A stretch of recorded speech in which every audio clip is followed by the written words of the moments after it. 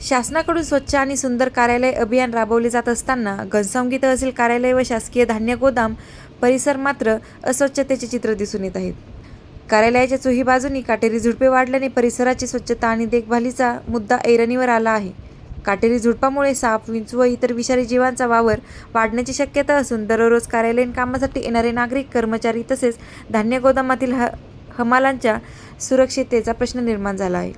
विशेष म्हणजे तहसील कार्यालयासारख्या महत्त्वाच्या शासकीय कार्यालयाचे परिसर स्वच्छ ठेवण्याची जबाबदारी प्रशासनाची असते. इतक्या मोठ्या प्रमाणात झुडपे वाढेपर्यंत त्याकडे दुर्लक्ष का झाले? तहसीलदारांनी या परिस्थितीची पाहणी केली आहे का नाही? स्वच्छतेसाठी जबाबदार यंत्रणेला सूचना देण्यात आल्या आहेत का? असे प्रश्न नागरिकांकडून उपस्थित केले जात आहेत. शासनाच्या स्वच्छता अभियानाचा प्रचार एकीकडे आणि तहसील कार्यालय परिसरातील प्रत्यक्ष परिस्थिती दुसरीकडे अशी विसंगत अवस्था दिसत असल्याने तहसीलदारांच्या देखरेखीवरही प्रश्नचिन्ह निर्माण झाले आहे.